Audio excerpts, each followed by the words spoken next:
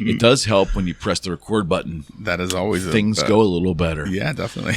Thank you for reconvening, my friend. Of course, man.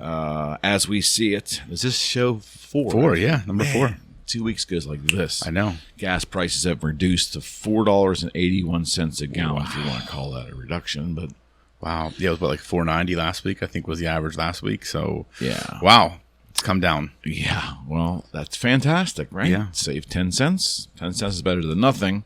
Yeah. But in discussing this with you a couple of days ago, I think you mentioned it was like $3.12 or something last year at this time. I mean, think about how much that's increased. Like, think about that's a 60 almost. Can you do the math? That's like almost an 60 or 70% increase in a year. Yeah, it's pretty crazy. And then you saw the statement the White House made about gas stations should just lower the prices. And that's when like Bezos went crazy. Like with the whole it's like this is either like just a complete misunderstanding of basic economic principles or just a misdirection. Like, are you fucking kidding me? Like, that was literally a statement that the White House put on Biden's Twitter. Does our president wake up every day and just basically just come up with these whims and actually make them an official press release? I don't know who, like, someone has to edit shit. And who's letting him do this? I mean, we used to complain about the way Trump tweeted. I get it, but like reading that tweet, I want to say it didn't infuriate me, but it's just like, are you kidding me? Like, do you think we're that stupid? Like, what that, you know? Yes, I think sometimes we are that stupid. But what he's there, isn't he? But what I think, touche.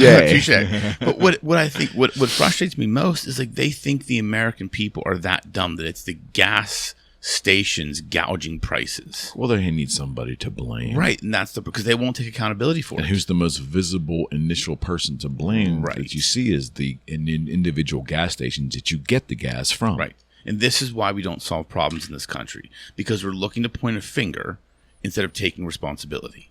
Amen. And that's the problem I have.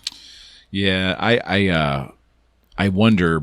It'll be interesting at the end of the summer to reflect on, like, you know, AAA's data they have about how we're moving around the country in cars and vacations. I'd be interested to see how much travel by road actually happens this summer. I'm hoping it continues. I hope the American people kind of throw the middle finger up to all this bullshit. Yeah. And say, yeah, it's costing us more and we don't like it, but you know what? You're not stopping my summer. Yeah. I hope that's what happens. Yeah, but again, it comes down to economic factors, right? I mean, think about how much more expensive it is. Like, think about if you drive. Okay, so I get it. You know, I've driven to Myrtle Beach, you know, for vacation. So, say 2 years ago we went. Maybe it cost $300 in gas. Now it's going to cost $800 to $900 in gas. That's a significant to a family that, you know, is stretching to go on a vacation. Right. Like, that's a big. You may have to shorten your vacation by a day or two. Right. That's what I mean. Like, that's a big, and because everything else is up too. Like, you know, the prices for hotels are up. The prices for food are, like, everything is more expensive. But wages haven't risen in the same, you know, trajectory as inflation and gas prices and everything else. So I think it's going to impact. I think we're going to see travel impact this summer. Unfortunately, I do.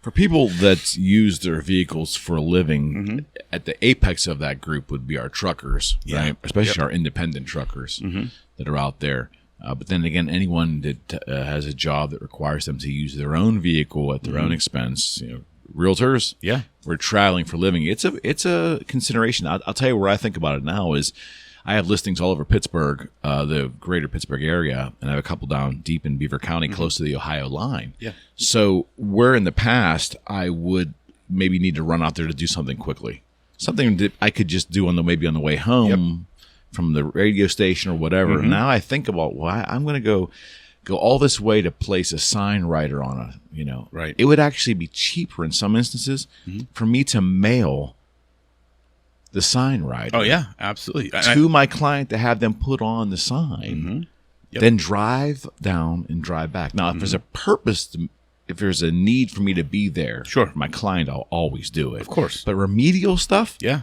It's pretty crazy when the mail becomes the cheaper option. Yeah. Well, I think people are starting to make decisions like this too. Like, I think these are things that people are going to start looking at. especially when you're in situations where you do have to use a vehicle to go places or to conduct business. You may consolidate trips. You may change the way you operate. You may, lessen or shrink your service area.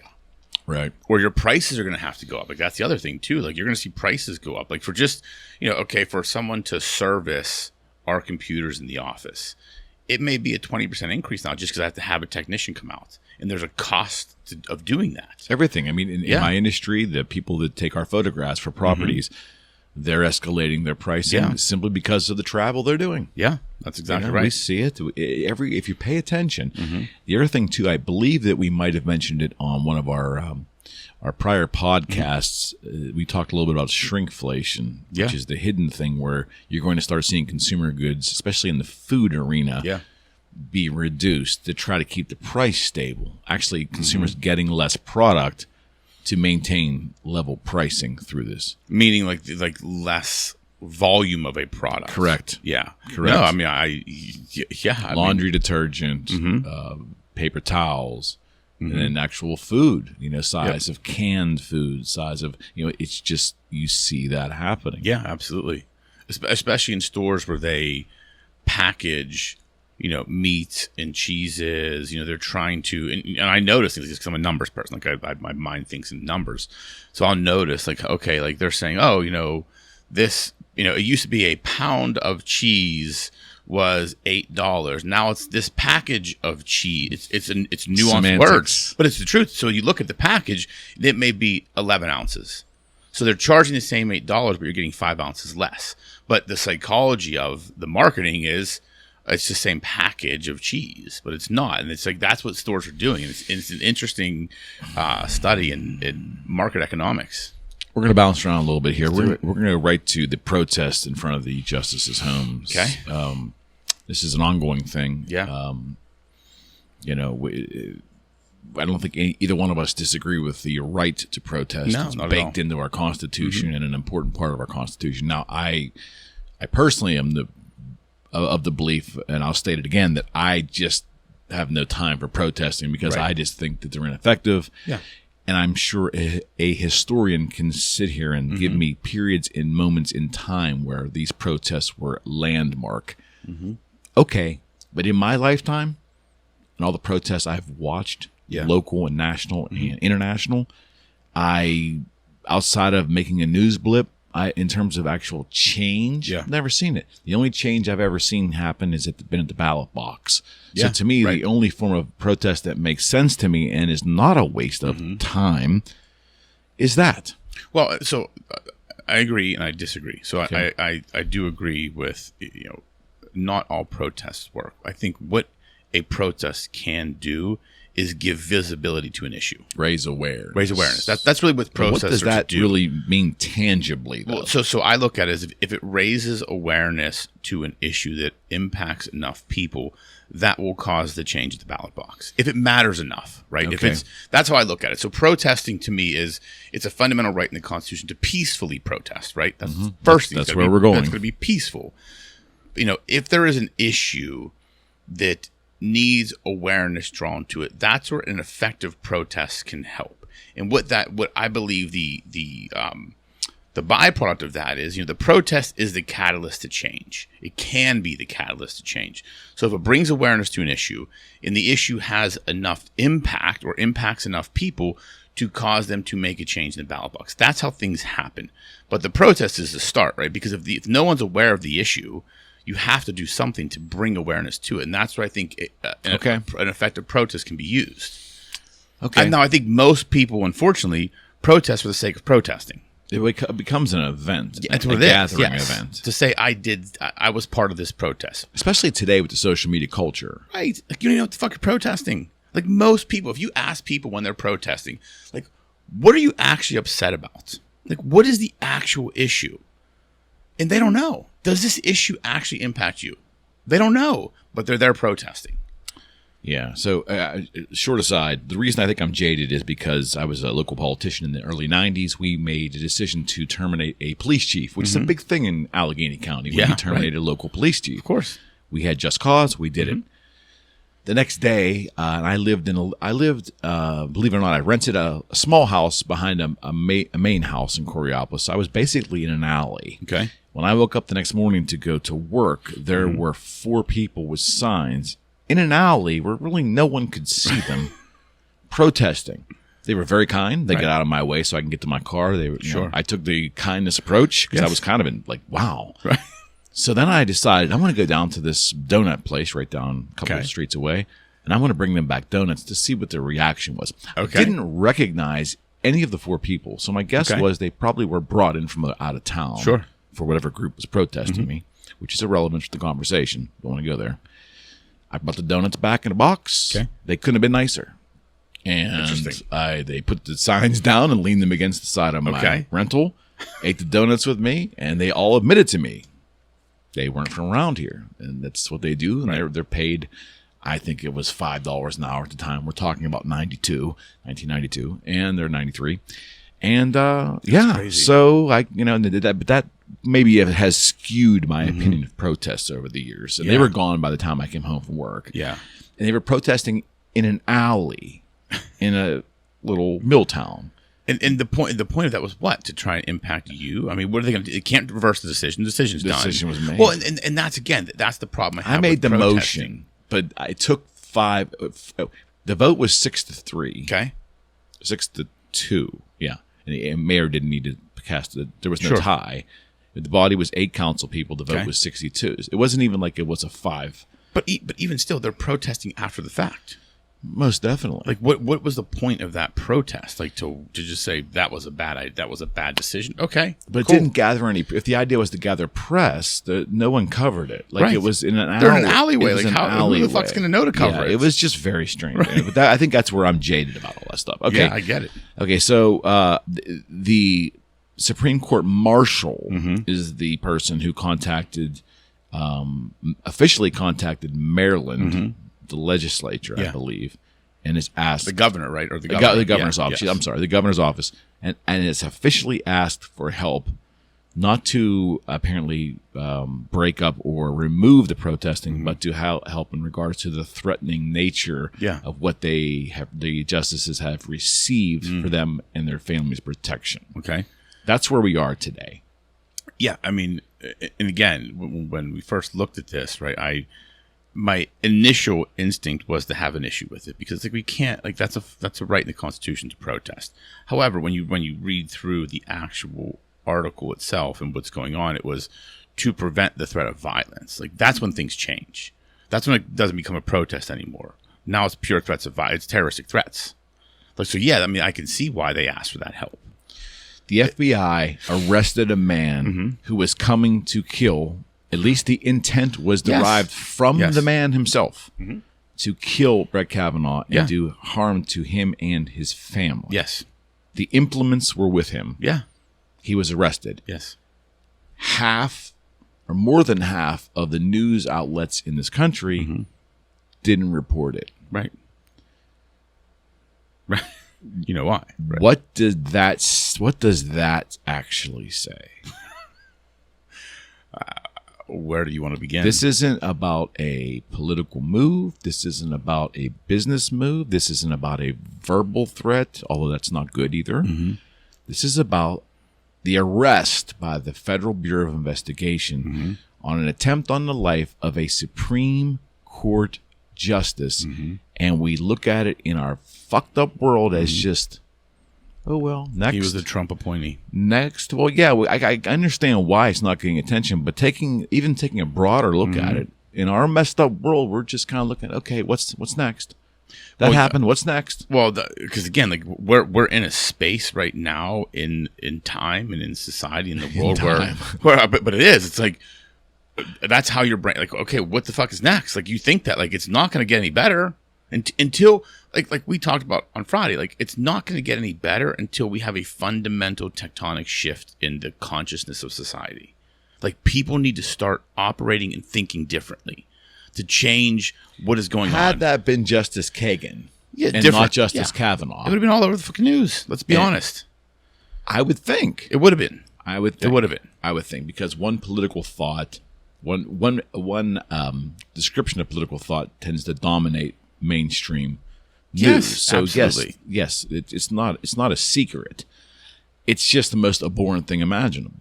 Yeah, and the problem It's attempted murder. It's attempted murder, right? On a Supreme Court justice, the highest court of the land. I'm a lawyer, so I have a high level of respect for the court system in general, let alone the highest court in the land. Regardless of the political bent of the president who appointed the justice, they are appointed and they were confirmed by Congress.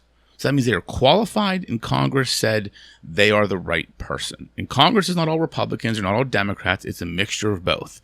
That person is selected for a lifetime appointment. And the fact that because it was an appointee of an unfavorable president, the news is like, who gives a fuck?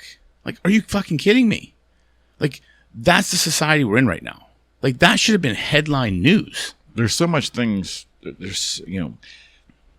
I'm not asking Rocco to do this because I would never ask this of anybody, but I'm going to do it. Okay. I'm going to put it out right here what my belief is on this subject, so I have that background when we didn't talk about it. Yeah. I am pro-choice. Mm-hmm. I deplore abortion. Mm-hmm. I deplore it, and it's hard for me to even say pro-choice. Sure. I just don't feel as a male that I don't know. I don't feel I have the right to even suggest the personal decision of a woman. Sure. That's my particular opinion. Okay. So understand where the viewpoint of me personally when I say the following. That all that being said, we are in a weird time right now because I was instructed by my government as a citizen that it came very close to mandating that I put a jab of a vaccine in my arm. Mm-hmm. And my wife works for a corporation that required her to be vaccinated to do her job, regardless of whether or not we wanted it. And quite frankly, we did. Yeah. But had we not, it would not have mattered. So at that moment, the government powers that be decided that my body was not my right. My wife's body was not her right. Right. So under the guise of public emergency. That's you got to qualify with that, because that's the argument people say. When we get, I know the road you're going down. That is the argument they say. It's under the guise of public emergency. But go on. That's why they say interesting. That. Well, and now I think a lot of the people who have the philosophical pro-choice bent now want complete sovereignty over the human body, especially women, or birthing people, or we'll talk about that in a second, the designation of who actually can reproduce. Okay. I'm just saying, because again, to my liberal friends on this matter, I'm on your side. Yeah. But the hypocrisy is not lost on me. Right. That's where I'm coming from. Yeah. You can't have it both ways. You can't, like, in the problem I have with just politics in general today is it's arguments of convenience. When you think about it, it's like, when does it make sense for me to make this argument? Because they'll try and go both ways. Like you're like what you're saying right now is, in one instance, oh no, you have to do what the government says. It's not your body because it's a bigger purpose for something else. Now it is my body. You don't get to tell me what to do. Which, okay, like I agree with that, whatever. But you can't have it both ways when it's convenient. You've got to take a position, and that is the position. You can't make an argument out of convenience, and that's the problem. And we've normalized that in today's society. We've normalized that, so now people are doing that, and people feed into it. And it's, if you take a step back, if you literally take a step back and zoom out, take a very objective look at some of the arguments that are happening without a political bent, and just say objectively, your brain will fucking melt because none of this shit makes sense. Like I try and, I'm a lawyer. I try and be logical and objective. I have my own subjective viewpoints. But if I always try and look at a situation from a perspective of pure logic and objectivity, in certain instances, when I take that perspective, I'm just like, what? I like to think I'm an intelligent person. I'm just like, what the fuck? That's the only thing I can say. There's no non-curse word that I could articulate that gets that point across. It's just like a what the fuck moment. Okay, so here's the next component of the circumstance. We had a Supreme Court justice through the nomination process, who I think from a layman just looking at it seems extremely qualified to be a Supreme Court justice. 100%. She would have got my vote if I was sitting there. But I am puzzled by her inability to define what a woman is. Okay. All right. That's her own personal. Sure. She was asked a question she personally would not or could not. I don't know what it really is. Only she knows. Yeah. What the definition is. Okay. Isn't it interesting how quickly things have changed? Yeah. Because now the definition of a woman is embraced by everyone. Yeah. Everyone. Especially in the definition of those who are affected by Roe versus Wade. Yeah. The argument of convenience. That's argument of convenience. That is, we're very clear what a woman is now. Right. But we weren't 2.5, 3 weeks ago. And that is my problem with it. Whether you want to define, I mean, however people define, and we can go on a whole rabbit hole on that, but it's you're making arguments of convenience now. That's what they're doing. It's like, okay, in this instance, I don't want to say what it is because I don't want to offend. I don't want to. Bingo. Now it's like, oh no, but over here, like, we know what it is. We know what it is, and they should have the ability. I don't know where my tribe is on this semantic this week. Right. So I don't want to piss them off. Well, I mean, I don't know. And it changed the next week. That video that Matt, I don't know if we talked about this last time, that one Matt Walsh, where he was interviewing people, and he went to that one college university. Matt Walsh, I think he's from the Daily Wire, but he did this whole discussion. He went and asked a professor, how do you define a woman? And the professor it's someone who identifies as a woman. And he's like, well, what is a woman? And he was like, it's someone who identifies as a woman. And the guy's like, do you understand what a circular definition is? And he's like, and then he's gotten this thing because he was always trying to get him to do is define what the word woman, what that means. I understand it's who identifies as that. But if I identify as a horse, you know what a horse is, right? I identify it's called as context. Right.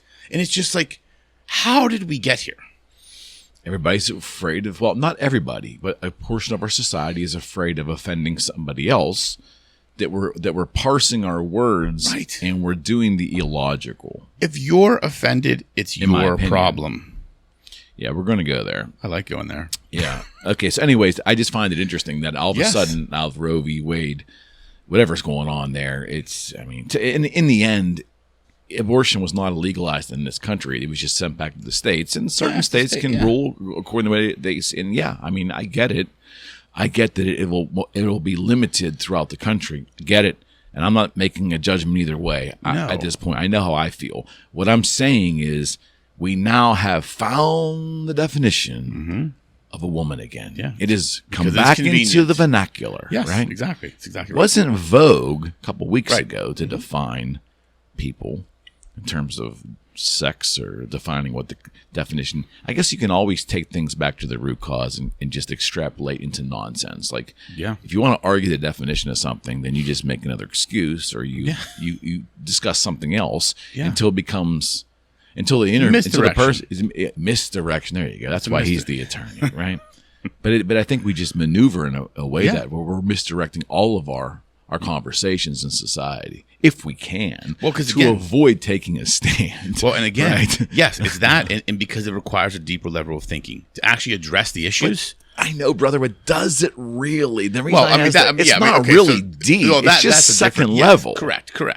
We never get to the second level. That's the problem, yes, because we're constantly misdirecting.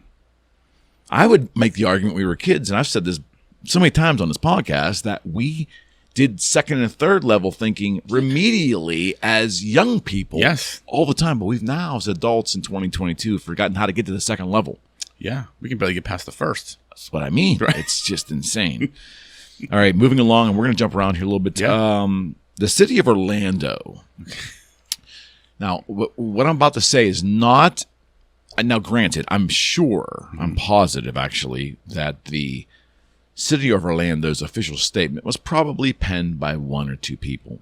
Those people are not made aware, else I'd named them. They weren't part of the articles. Yep. But the City of Orlando's official statement in regards to their firework display, which I believe was unbelievable, the feedback was just phenomenal. They said, "We apologize for the fireworks display. It's our understanding that most Americans don't want to celebrate the country now, and we can't blame them. That is the paraphrasing, but that's pretty close. We don't blame them. I think that. How can we blame them? That's actually what they said. As the official statement of the city of Orlando, Florida. Yeah. How about Orlando then? Don't take another fucking federal dime. Like if you hate the country that much and you make an apology for a fireworks display on the weekend where we celebrate our independence, we celebrate this country, which I believe is the greatest country on this planet. I concur. Stop taking federal funds. Do it yourself then. You don't need the federal government to help you. You don't need federal dollars then. If you fucking hate this country so much, then stop taking the money. Like, don't make a fucking statement like that. That's the problem we have right now. Who let that statement go out is my question. Some asshole, I'm sure. But my point is, like, all you're doing now, like, this is the time when we can a weekend like this is a time where we can right the country. Like, be patriotic. Celebrate what we are. We are a resilient fucking country. Like, we are built on resilience and grittiness. And we can have problems with one another, but we can fight through them. We can argue them, we can debate them, and we can solve problems. But when you start doing shit like that as a city, you start apologizing for the country, all that does is cause toxicity in the system. And we wonder why we're fucking where we are right now. That infuriates me to the nth degree. Yeah, I equate that overgeneralization of that blather as being very symptomatic to when you see celebrities, threaten to leave the country if they don't get their way. Yeah, fucking go, leave. They never leave. Right, exactly. Right? And so they're basically, their whole opinion in the social dialogue is compromised when they ultimately don't go. It's another example of people saying they're going to do things and threatening and not. Well, this is the same kind of thing. It's like when you generalize, we can all have issues things that we despise in society. We all have them.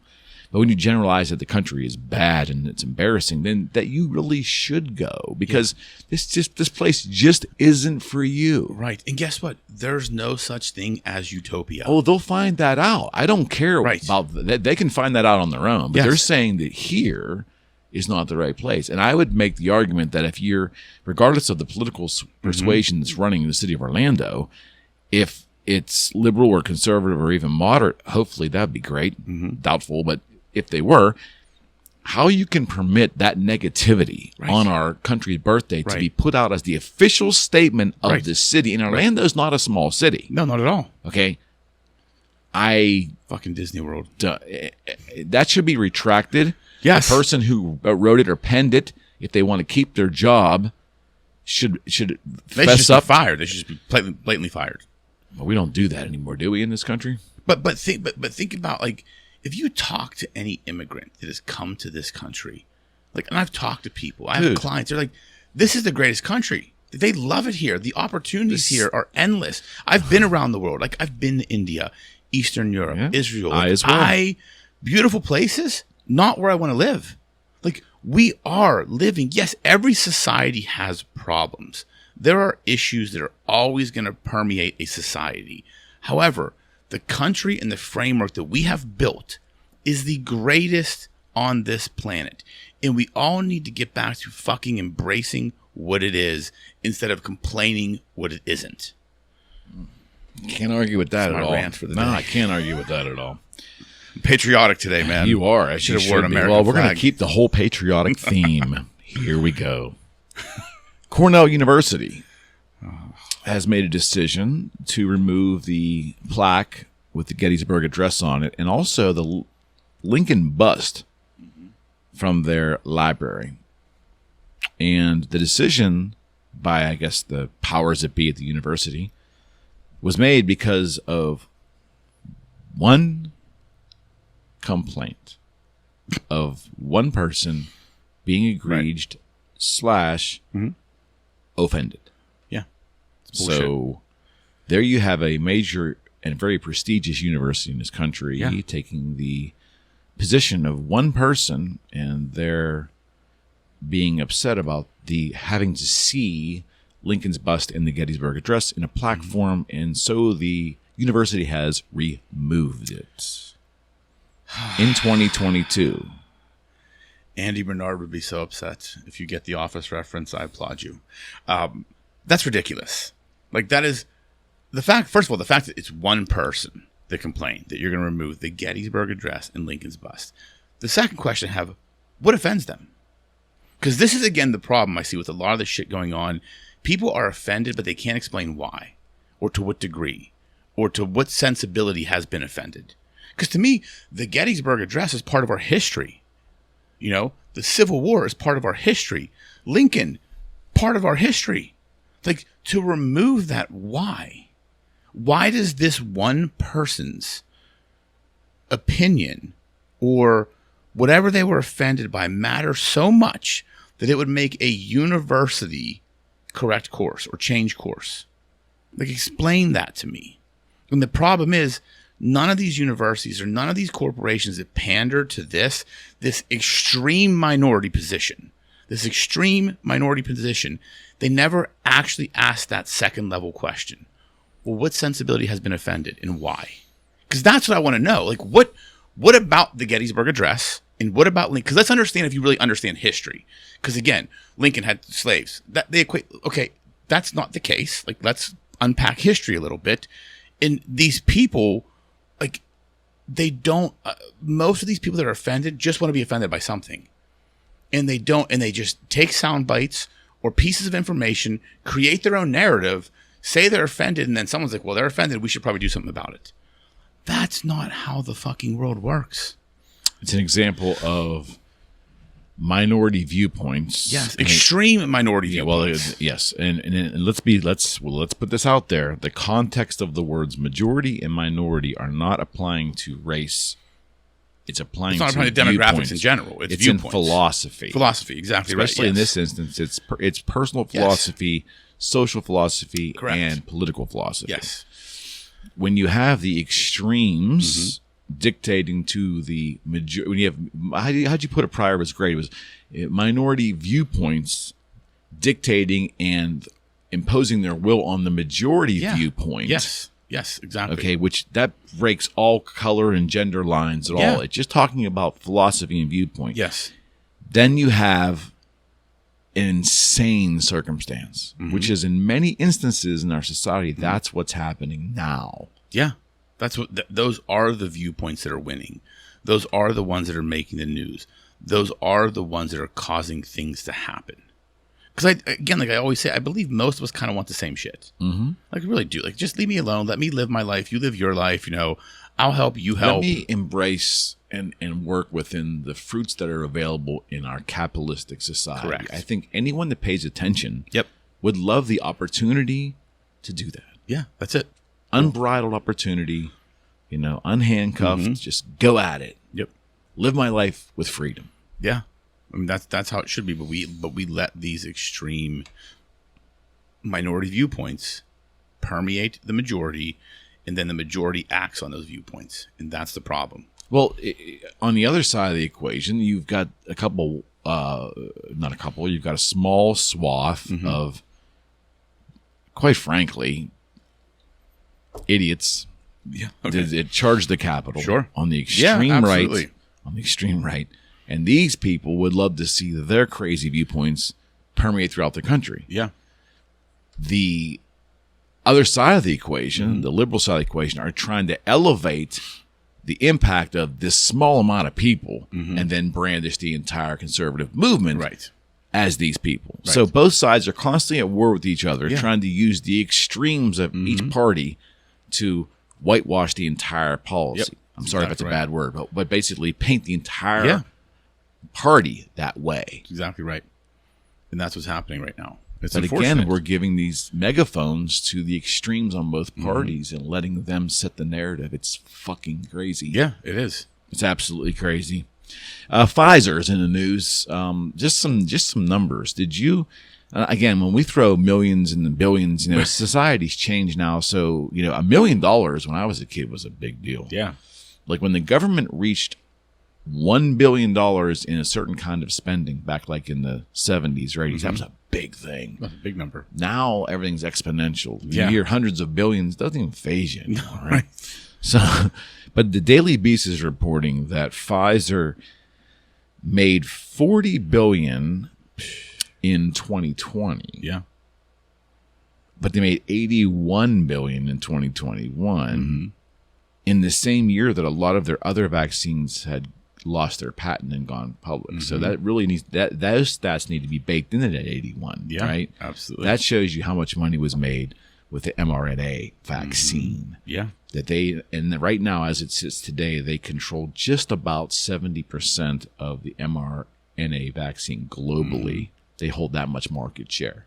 And think about just what you said there. They made money in 2021 on a vaccine in a year when all of their other vaccine patents were falling off. They were losing the patent. So isn't it convenient how all of a sudden this pandemic, I mean, not saying anything, but the pandemic happens and we create a vaccine when a bunch of other money makers are now off patent. It's interesting. It's a very interesting thing. It's something to think about. It's absolutely something to think about there. Yeah, it's really, and I don't think the story has been fully written on the... No, I think we're going to look back at history and realize a lot of shit. 10 years from now, there's going to be a historical look at what happened through the pandemic and through the medical community and through these pharmaceutical companies, and a lot of shit's going to get uncovered. I believe that. I have no information to support that. I just have that gut instinct. Because a lot of stuff just doesn't make sense. Yeah. One of them is just as an average citizen's opinion. I'm not a person of medicine at all. But the push for children vaccinations for mRNA is something that just doesn't sit well with me. No, especially because it hasn't been tested. Gutturally. It just doesn't sit well with me. Absolutely. I completely agree. Okay, moving along. So I want to talk a little bit about this is more esoteric. We covered lots of articles this past week talking about it, but predictions for our next election. I would love to believe that our next election will be more orderly. Maybe just from I know it's going to be caustic in the media, but beyond that, procedurally, looking at the mechanics of how it works, I would hope that some of the idiocy that went on last election. Hopefully we can fix some of those problems and have a more, or at least give the public more confidence that the procedure is solid. Yeah. I, unfortunately, unless we fundamentally change the system as a whole, I don't think we're ever going to feel that we have a fair, safe, and secure election again until we actually change the entire system fundamentally. And what always confuses or frustrates me is the fact that we have so much technology now. Like, we're so advanced in society. How haven't we figured out a way to do this? How haven't we figured out a way to use blockchain or some sort of secure mechanism to vote in these elections? Why haven't we done this? And I know there's the state versus federal, and we talked about this a little bit before. I just think it's going to be hard because people are always going to question it, especially because of what happened in the last election. Not saying anything bad happened, but there's just so many things that didn't pass the smell test. Like, as lawyers, they always say. Like, I remember in law school, it's like one of our guiding principles was, does it pass the smell test? Like, meaning, from a common sense perspective, does this make sense that would happen? And like, when you think about it, it's like, how did the dude that cognitively gone, didn't campaign against a guy who campaigned like a crazy person, get the most votes of any president ever in the history of ever? Like, that doesn't pass the smell test. In an election where right before the election, laws were passed, I guess they were laws or procedures were passed, which changed the way voting was done in this country. Correct. Now, with the guise that there's a pandemic, so we're going to keep people out of the polling.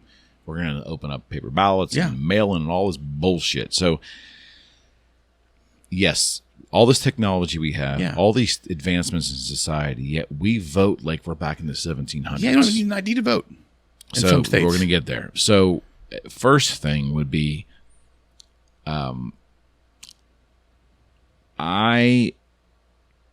sitting across from an attorney, so we're going to see how this lands. Play one on TV. We're going to see how this lands. I am also a states' rights person, and I am a constitutionalist as a citizen. I tend to say, hey, it was written for a purpose. It's worked pretty well for 260 years, 1776, whatever, 250 years. It's done us pretty well so far. I don't really want to start screwing with it. Now, that being said, what's wrong with the following idea? Why can't we separate our state and local elections with our federal elections every 2 years? Okay. Why can't the federal government create a system and run it and maybe even impose their will in the process of running it on the states if the states don't want to capitulate and apply? I would think the states would go along with it, the procedure of it, right? Okay. So the federal government could be in control from maybe they make maybe they go to St. Louis, and St. Louis is the election night results. Everything gets filtered into St. Louis, the middle of the country. We have a federal agency that takes care of it, so we know almost to the second who won and the implications thereof. It can be done electronically. I don't know the system. I mean, smarter minds than myself can figure that out. But why can't the federal government design it and control it using technology? And why can't that election day be a different day than state and local elections? That's a tough one, man, and that is a hard one for me to answer because I think there's so many pieces to it, right? I mean, we have the electoral college. Does there have to be? But I mean, think the electoral college can be valid, right? But I'm just saying, like how we think about it. Okay, so we elect representatives from our states to represent in the federal government. Now we're telling the federal government to tell us how to vote. It's like this whole circular thing. I think there can be some sort of nationwide system? I think that we should get to that at some point. I don't know how we do it. I don't have the answer. I haven't thought about it at a deep enough level to give an intelligent answer. Do I think there's probably some level of consistency across the board that we need? Absolutely. In one instance, I believe we should have voter ID law. I believe that. That's a simple thing. Oh, especially with millions pouring in across the border. Well, right. That's what I mean. And I mean, if we need an ID to buy certain things, if we need an ID to travel, people requiring vaccine cards, we can figure out a way to get, because they say the whole voter ID is discriminatory because certain, lower socioeconomic status demographics can't have access to. Sorry. We have a federal government and we give a lot of money to other countries. I'm sure we can figure out the way to solve that problem. Yeah, that's to bullshit. Get IDs to people. And I think that's where I think we start if we did something like that. Right? Let's start there, and then I think I think there can be a system across the board. I don't know about splitting the days because again, getting people out to vote is hard enough. Now you're saying come out today to vote for the president, come out next week to vote for your senators. Too bad. No. I'm just saying. I think there can be a detriment to that. Okay. But I do think there's got to be some level of consistency across the board. I don't know what that is. I definitely want to think about that a little bit further, and maybe on the next show I'll answer it at a deeper level because it's one that I don't want to just say stuff. I really want to put thought into that answer because I think it's an important one. I think it's a great question. And I think there's a lot of unpacking to do with creating a federal election system. So voter fraud, it seems like Americans want to fall because of course Americans have to have opinions on everything. Yeah. That you have people that say, "Oh no, it didn't happen," and people that think, "Oh, it absolutely did happen." I'm here to tell you, I don't know. Yeah. But the fact that I'm uncertain is the problem. There should be no uncertainty. Yes. We should believe in the system. It should make logical sense. Yeah. And when you tell me that some states do paper ballots and then you factually see, at least I think it's fact, that there's 800 ballots found 3 weeks later somewhere. Right. Yes. Now, granted, I don't think those 800 ballots probably could have affected anything. Right. I'm not saying but it they did, can. But they can. But it shouldn't be happening. Correct. In the year 2022 when we have an iPhone. Yes. Well, we can't vote, right? What you said is exactly it, and that's a very impactful statement. It's you don't believe necessarily that voter fraud happened. The fact that you're unsure is the problem. Like that's exactly There's no how I certainty. feel. There's no certainty. Like that's exactly there's how integrity. It's exactly how I feel. Like I'm not a conspiracy theorist. Like I'm not saying there was fraud, but the fact that I'm not certain that there wasn't is the problem. Because we do need, like, that is one thing in this country we need certainty in. Right. We need integrity. And that's who runs the country. But here's the problem. I think the system is built that way. The system is built to be insecure, to not have integrity, so it can be manipulated in a certain way. I think I think the out. How do I say this? It's pretty heavy. Yeah. This is how I feel. Okay. I think the out is baked into the system to give the losing side a megaphone, regardless of who the for how many generations of elections ahead and how many generations back. Yeah. Now, I would say I don't have a lot of memory of elections being contested decades prior. Sure. Maybe there was a lot of landslides. I don't know. I mean, Bush and Gore. That was pretty close. Yeah, I remember that. I was in law school when that happened. That was a hanging chads and things like that. So, maybe as a nation, we were just feeling our way, but here we are. That election was 21 years ago, right? Approximately 22 years ago. And we haven't fixed the fucking thing. Now, Florida has. Yes. There have been improvements in certain states, and I understand states' rights in every regard. But for a federal seat, being that it's a federal function, I don't know why we don't run it as a federal event.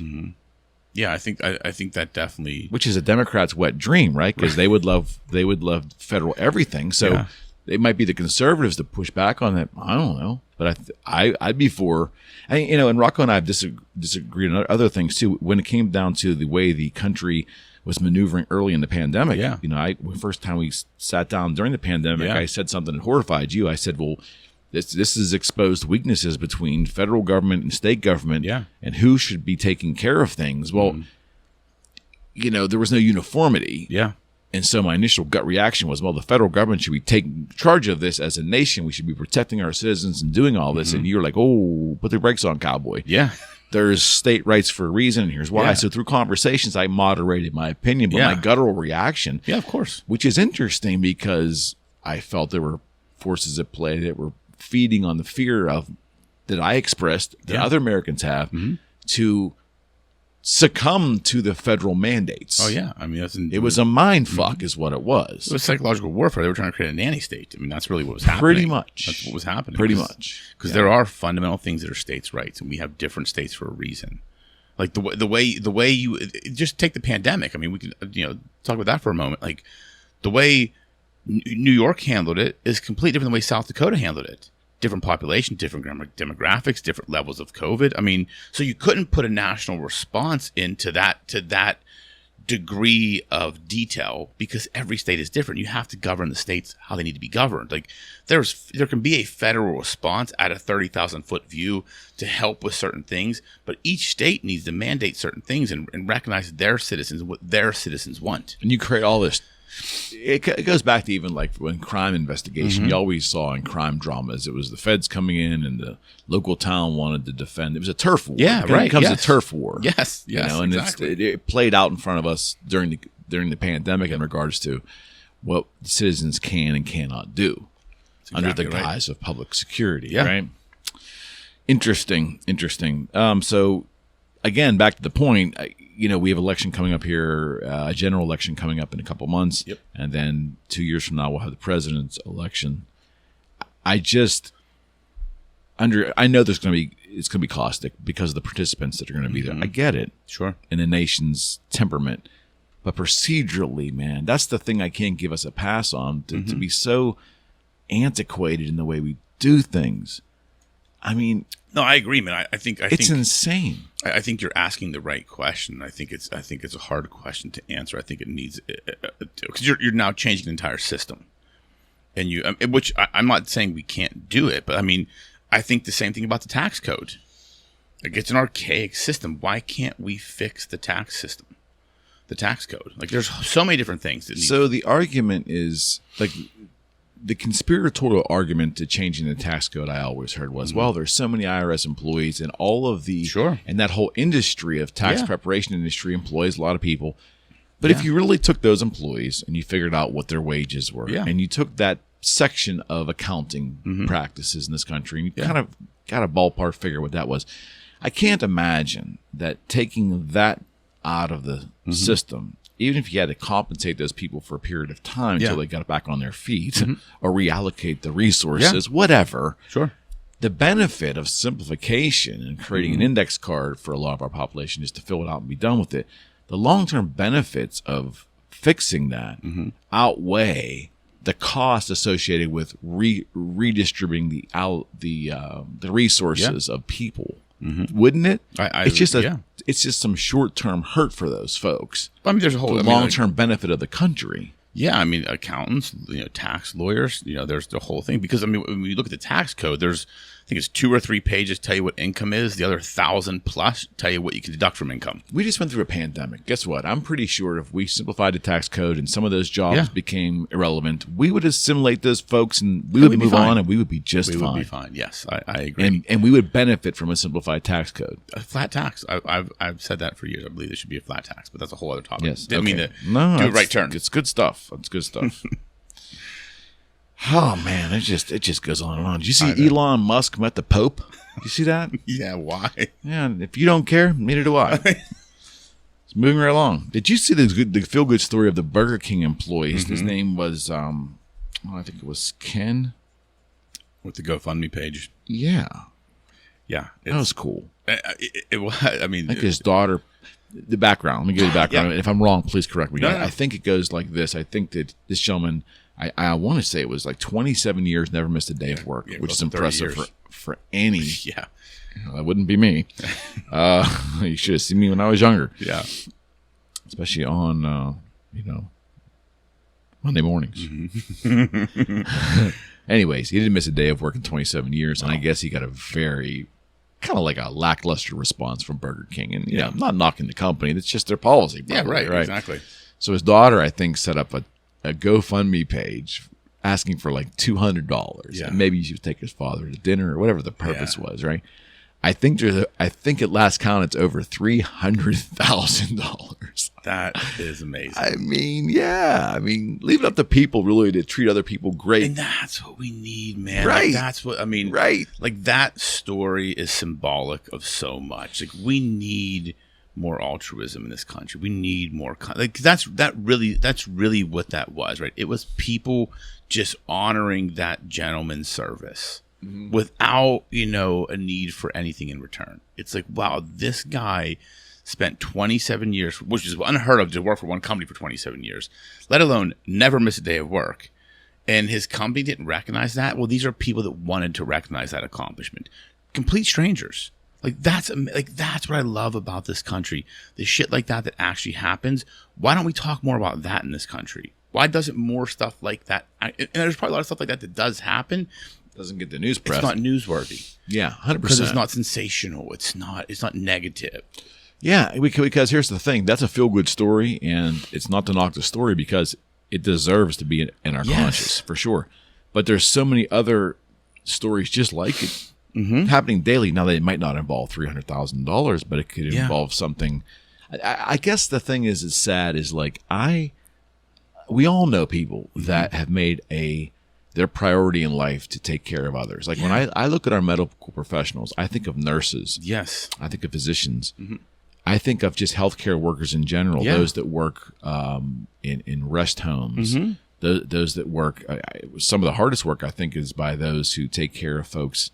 What's the term I'm using when you send some hospice? Yeah, hospice workers. I mean, there are people that have dedicated their life to service. They are cut from a different fabric than I can even understand. Yeah, absolutely. I have like a lot of I say reverence to their philosophy. Yeah, those folks they walk amongst us. Yeah, all day long. Absolutely right. And we had a pandemic, so we were a little bit heightened to their importance, right? And I would think that we hopefully recognize them a little more. But this stuff happens every day, Rocco, and we just don't, as a society, we don't concentrate on that goodness. Yeah, we go to the sensationalist Kardashian, latest Kardashian dysfunctional bullshit. Yep.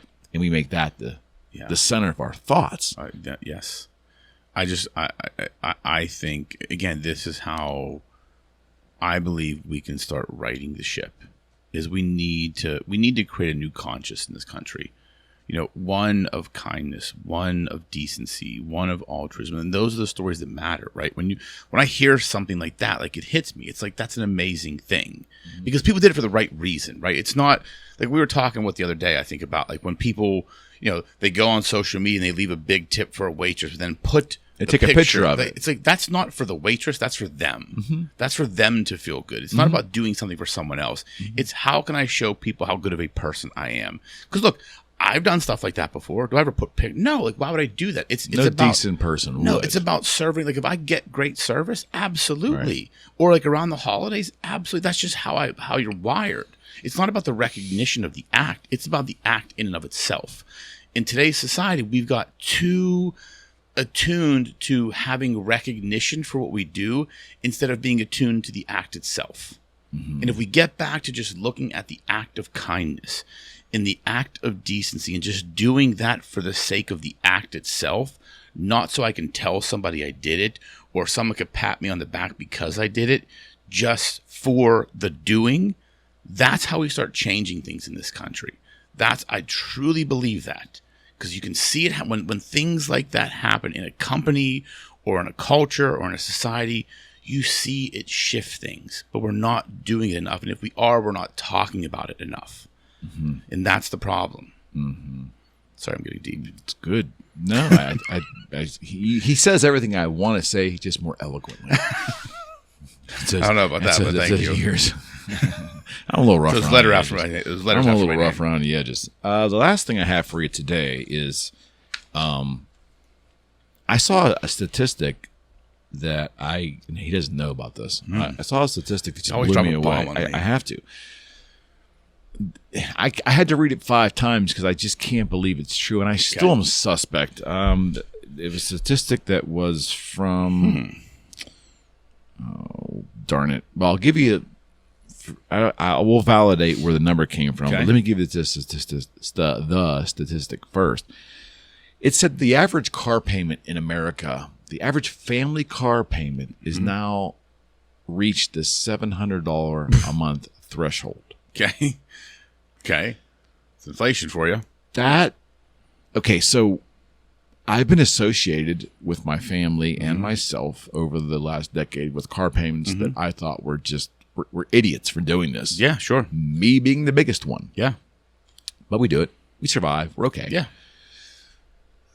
But they're not $700. Right. They're not really at that level, and I thought it was ridiculous. This article was saying that 700 is the average. Yeah, I believe it.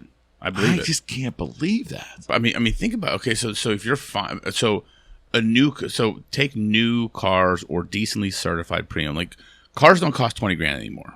Let's start there, right? You back 10 years ago, you could buy a new Honda Civic or whatever, or Mazda for $20,000. Those cars are now $35,000. I mean, typically, right? Pre-owns now are more than new cars sometimes, just because the market, right? So there's a shortage in supply, interest rates have gone up, so you're not financing shit for 1.5% anymore, right? It's 4.5% or 5%. That all plays into that number, right? So if the average new car price went from, and we're just saying like just the average car for an average middle class family went from $25,000 to $40,000, because really you got to spend $40,000 now to get a halfway decent, reliable car. That $40,000 financed over 4 to 5 years, it's going to be in that number. Add taxes, all the stuff that goes into that number, because that's a number that includes taxes, registration, all that stuff that most people finance. They don't put a down payment down, right? So that's a good point. So now you're taking that entire value, you're adding tax, title, plates, registration. Taking that $40,000, now it's going up to $46,000 with all that, and you're financing that, adding a higher interest rate. That's why that number is the way it is. Because you have to look at it from that perspective. Because most people, years ago, people, okay, you got to put $5,000 down, and that covers your taxes, your plates, and a little bit off the payment. Now it's like no money down. Just come in, sign papers. We'll give you the car. But what they're not telling people, they tell you when you sit down with them, but to get you in that door, you can buy, a brand new car for, $39,900, no money down. It's okay. Well, that $39,900, add the 7% sales tax, the plates, the registration, the transfer fees, like all that stuff, that goes from $39,900 to $47,000 now. So you're now financing another $7,000. And there's those factors, like every $100 you finance equals X amount to the payment. That number in my mind, just doing the math in my head, that's probably pretty fucking accurate. I know what my car payment is for what I paid for my car. Mm-hmm. And so if I do the math on that, that makes sense. That number makes sense. It just seems like a lot of money. Yeah, it is. It is. And again, that's why the markets, you're going to start seeing that the auto industry get hurt, I think. Or people are going to finance now, not 4 years, not 5 years. They're going to be doing 6.5 years. 72 months, 80 months. Like, you're going to see people extending out financing so far. So my argument is, are these vehicles actually made well enough to last 7, 8, 9, 10 years? Well, it depends. It depends, right? Depends on the automobile, but I think a lot of them know. And again, then you get into that, you get in that cycle as a car owner where, okay, I finance it over 7 years, but I'm going to trade it in after 3 or 4, and you're just rolling negative equity. And that's why those payments keep going up and that could be a factor in this number as well, right? If it's the average right now, does that mean people, prior to the pandemic had cars, they started getting new money, during the pandemic, said, I'm going to upgrade my car. They had negative equity that rolled into this new payment. That now maybe that payment should have been 6, but now it's 7 because of all the negative equity that was rolled into it. There's a lot of factors in that number. But I think, it's pretty accurate in my mind, just based upon the math I'm doing in my head. $700 crazy. a month. I remember when I got my first car, that I paid for myself, in law school, my payment was $300 and some bucks. I'm like, fuck, this is a lot of money, man. I was a poor law student. And I'm just like, now it's it's double that now, which is crazy. I got a new car. I leased it in 1990. Okay. It was a Ford Taurus. Mine was a lease. That's what it was. Beautiful. Yes. It's $363 a month back in 1990. Okay. And that was an astronomical amount of money in my world. I was debating whether I really somewhat need to do this. Yeah. A lot of money. Listen, but when I was in law school, I leased. It was 30 years ago. It was 2001 when I did it. It was a Lexus IS. It was the first year the Lexus which was basically like a Toyota Corolla with a Lexus symbol on it. I owned one, an iX250. I leased it, and I remember this is a great car, but it was $300. I'm like, this is expensive. I didn't have money yet, because I was still working. I had just had my son. And I remember how shitty the car was. 'Cause I lived in Mount Washington, and there was a snowstorm, and my girlfriend at the time had a Honda Civic. I had to call her to pick me up at the bottom of the hill. I couldn't. Better car. I couldn't get up the hill because the car was rear wheel drive. It was light as a feather, and I was trying to get up Boggs Avenue where I lived, and I got stuck. I literally had to call her and said, "Hey, you've got to come down here and pick me up because my car will not go, and I'm not walking up this hill." Honda. It was Hondas are great cars. Yeah, it's just interesting that that's to me, and now it's a big number. But again, is it really? Your point is that hey, it's 2022. Yeah, true. Yeah, and everything is everything's more expensive. On a side note, I had a Jeep when the pandemic started. I just around the same time, coincidentally, I wasn't going to change my car buying because the pandemic came. I was planning on buying it anyway, so I figured, well, we're in a pandemic. I'm still going to buy my car. Yeah, and I bought a Jeep, and about 6 months in, I couldn't. I loved it, but I hated it. Yeah, couldn't hear driving down the road. It was just too much. And I said, I want to do something else. Well, I'm probably gonna take a bath. I went in there and they gave me just over what I paid for it 6 months prior because the Jeeps were in such high demand. It's crazy, all that craziness that I was like, well, I can get a car that's better for my circumstances. Yeah. When is this ever going to happen? I mean, the pandemic was when I got rid of my other sports car. I got what I paid for it 2 years, 3 years prior. Yeah, it's just it was crazy. So there's moments you can take advantage of things if you pay attention. Yeah, but you got to pay attention. That's the thing. That'll probably never happen again. Right? No, that was odds of being. I drove this thing put 8,000 miles on it. Yeah. But it was still worth to that dealer more than I paid for it 8 months prior. Yeah, because the people couldn't get it. People could not, like, I think I remember Mia, who works for me, they had bought a brand new Bronco, and they got rid of it like a month later and made a bunch of money off of it because people were just like, they had ordered it, they had pre-ordered it. Scarcity. People wanted it. Jeeps were that way too. It's crazy. And coincidentally, my wife and I left a restaurant last night and saw this amazing Jeep that was parked there, and I go, I wonder what that thing costs. Yeah. It was a little different than I had a Rubicon, and I had a 2-door, and this was a 4-door Rubicon, so you expect it to be a little more money. Yeah. I think I paid like $52 for my 2-door Rubicon. Yeah. This 4-door was $87,000. Now I'm thinking there's a scarcity markup the dealer's putting on there. But I almost fell out of my chair. I could not believe the sticker. I don't think this thing had any more options than mine did. Yeah. Outside of a different paint color, except it had 2 more doors. But the price difference was over $35,000, roughly. $30,000 more than mine. Yeah, the car market's something I never really understood. How's that happen? How's that I mean, I don't understand. Like, even when I buy cars, like, it's a fucking Jeep. Really? But still, like, I don't like. I never really negotiate much when it comes to cars. Like, here's what I want to pay, and like, I'm not. If they can do it, great. If they don't, I'm the same way. But it's like I've never understood the market. Like, it's crazy to me. Since the pandemic, although I think the industry is in for a hurt. Oh yeah, it's gonna happen. Coming. Well, a lot of industries probably in this country are unless things turn around. But absolutely, man. All right, friend, it's a good one. That wraps up number 4. Yes, absolutely. We'll see you again for number 5 in 2 weeks. Yep, friends. Thanks for always viewing and looking in, and we appreciate it. Love you. We're out.